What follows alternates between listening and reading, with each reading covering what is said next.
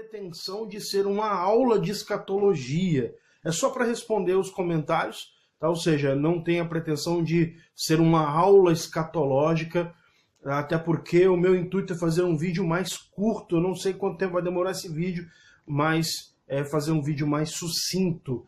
E se você é de São José dos Campos, aproveitando o ensejo, nos próximos dias 17 e 18, agora de maio, eu estarei fazendo uma conferência justamente de escatologia na Igreja Assembleia de Deus, Ministério Internacional Ágape, lá do Jardim Novo Horizonte. Pastor João Vitor, então dia 17 e 18, depois eu vou colocar aqui, eu sei que é Rua dos Farmacêuticos, mas eu não recordo o número, mas depois eu vou postar aqui na página, ou no Instagram, no YouTube, vou fazer um vídeo convidando você, trazendo o endereço da igreja para que você possa participar, caso você seja aqui de São José dos Campos, certo? Então vamos lá. Primeiro comentário que eu quero responder é do Wilson Sampaio. O Wilson, ele escreveu o seguinte: você esqueceu de um detalhe de ler Mateus 29, 30 e 31, Mateus 24, né? Que diz, 29, imediatamente após a tribulação daqueles dias, o sol escurecerá, e a lua não dará sua luz, e as estrelas cairão do céu, e os poderes celestes serão abalados. Então aparecerá no céu o sinal do Filho do Homem, e todas as nações da terra se lamentarão e verão o Filho do Homem vindo nas nuvens do céu com poder e glória. Versículo 31. E ele enviará os seus anjos com som de trombeta, e estes reunirão os seus eleitos dos quatro ventos, de uma a outra extremidade dos céus. Wilson, realmente você está correto. Aliás, a Bíblia está correta. Talvez você diga, né? Não, mas aqui está dizendo que no final daqueles dias, né, ou seja, no final da tribulação, imediatamente após a tribulação daqueles dias, ou seja, as nações verão o Filho do Homem vindo nas nuvens com poder e glória, e ele enviará os seus anjos. Você está certo, você está correto. Jesus ele vai voltar no final da tribulação.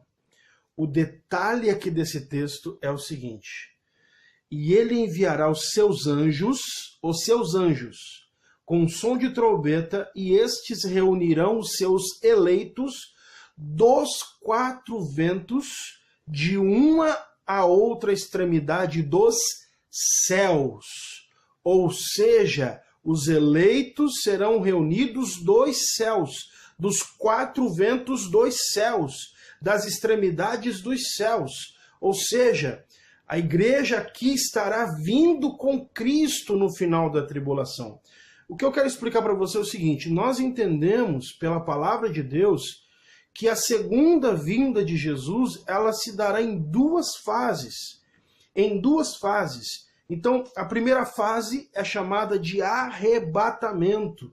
E essa palavra arrebatamento está baseada em 1 Tessalonicenses, capítulo 4, versículo 17. E depois nós, os que ficarmos vivos, seremos arrebatados. Então daí vem a palavra arrebatamento. Arrebatados, rapto, ou seja, tirar com força e rapidez. Tá? Seremos arrebatados e encontraremos o Senhor nos ares. E quando no final da tribulação, a igreja, durante a tribulação, estará na glória, nas bodas do Cordeiro. E no final da tribulação, quando esse texto de Mateus 24, do 29 ao 31, vai se cumprir, quando Jesus virá nas nuvens dos céus, né, e todas as nações lamentarão, diz aqui que ele vai reunir os seus eleitos dos quatro ventos dos céus. Então a igreja, os seus eleitos, os santos, estarão na glória, vindo com Jesus na segunda fase da sua vinda, que nós chamamos de parousia, que é uma palavra grega que significa aparição. Então a primeira fase é antes da tribulação, chamada de arrebatamento. A segunda fase da volta de Jesus é a parousia, a aparição no final da tribulação, quando Jesus virá com a sua igreja. Agora, para confirmar isso que eu estou falando, tá? Não só usando a interpretação aqui de Mateus 24 e 31, olha o que diz 1 Tessalonicenses, capítulo 3, versículo 13. Para confirmar os vossos corações, para que sejais irrepreensíveis em santidade diante de nosso Deus e Pai, na vinda de nosso Senhor Jesus Cristo com todos os seus santos. Com todos os seus santos, ou seja, a igreja virá, os seus santos, os seus eleitos, virá nas nuvens dos céus com Jesus na segunda fase da volta de Cristo, no final da tribulação. Mais um texto aí, vamos lá. Judas, como Judas só tem um capítulo, versículos 14 e 15. E destes profetizou também Enoque, o sétimo depois de Adão, dizendo: Eis que é vindo o Senhor com milhares de seus santos, para fazer juízo contra todas as suas obras de impiedade, que impiamente cometeram, e por todas as duras palavras que ímpios pecadores disseram. Judas 14 e 15. Então, diz aqui que o Senhor virá com milhares de seus santos no final da tribulação, tá? Olha só, a igreja estará com Jesus após o arrebatamento. E quais são os textos que nos provam e que nos mostram que a igreja será poupada da tribulação, que a igreja será arrebatada antes da tribulação? Vou dar alguns aqui. 1 Tessalonicenses, capítulo 1, versículos 9 e 10. Porque eles mesmos anunciam de nós qual a entrada que tivemos para convosco, e como dos ídolos vos convertestes a Deus para servir o Deus vivo e verdadeiro. Versículo 10. E esperar dos céus o seu Filho, a quem ressuscitou dos mortos, a saber, Jesus, que nos livra da ira futura. Que nos livra da ira futura. Ou seja, a ira futura é a tribulação, onde serão derramadas as taças da ira de Deus sobre a terra. Apocalipse capítulo 3, versículo 10. Visto que guardou a minha palavra de exortação à perseverança, eu também o guardarei da hora da provação que está para vir sobre todo o mundo, para pôr à prova os que habitam na terra. Então eu vou te guardar da hora da provação, que vai vir sobre todo mundo para provar os que habitam a terra, habitam sobre a terra. Então a igreja será poupada da tribulação, a igreja arrebatada, aqueles que forem arrebatados estarão na glória, nas bodas do Cordeiro durante os 7 anos de tribulação, ok? Um outro detalhe interessante, como eu falei no início desse vídeo, olha só, 1 Tessalonicenses capítulo 4, versículo 17 diz: Depois nós, os que ficarmos vivos, seremos arrebatados juntamente com eles nas nuvens, a encontrar o Senhor nos ares, e assim estaremos sempre com o Senhor. Ou seja, no arrebatamento, na primeira fase da volta de Jesus, ele vai passar nas nuvens, e nós seremos arrebatados para encontrá-lo nas nuvens dos céus. Mateus capítulo 25, versículo 35, se não me falha a memória, fala assim: porque assim como um relâmpago sai do Oriente e se mostra ao Ocidente, assim também será a vinda do Filho do Homem. Depois eu vou conferir o texto para ver se é isso mesmo.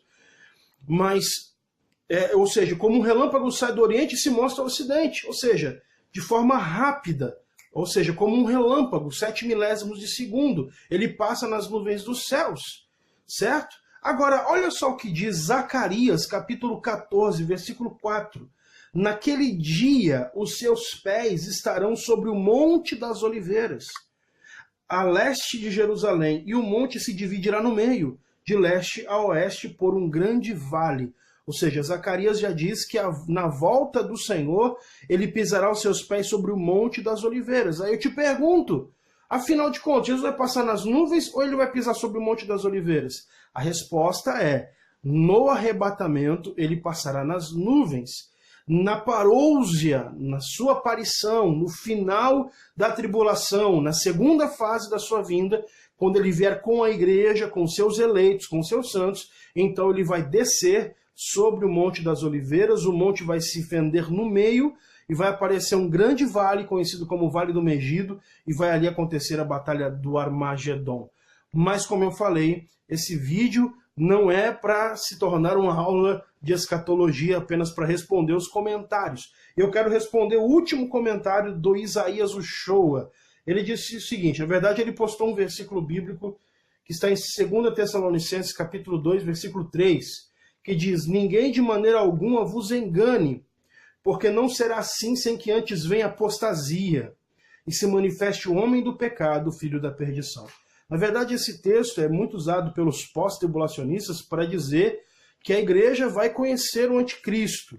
Ou seja, a igreja ela vai passar pela tribulação, porque o que Paulo está dizendo aqui é que a igreja conhecerá o anticristo. E a verdade é que o texto é correto, ok? Eu não quero que você pense que eu estou dizendo que a Bíblia não está falando a verdade, porque a Bíblia fala a verdade.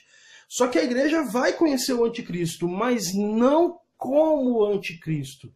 Quando a igreja for arrebatada, o anticristo ele já estará no mundo, ele já estará com um cargo de poder político, ele já será um governante no mundo, e ele apenas irá propor um governo mundial, uma nova ordem mundial, uma única moeda, certo? Unificando todos os governos em um só, centralizado nele, após o arrebatamento da igreja.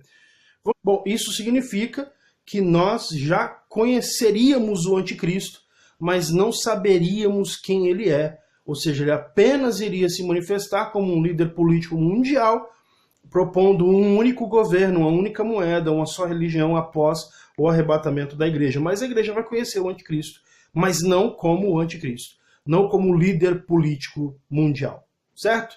Bom, esse vídeo ficou muito longo, eu espero que você tenha gostado. Não deixe de curtir aqui a nossa página, seguir a nossa página, não deixe de se inscrever no nosso canal, ativar o sininho das notificações e não deixe de seguir o nosso perfil no Instagram. Te espero aqui amanhã para o próximo vídeo. Um forte abraço, graça e paz.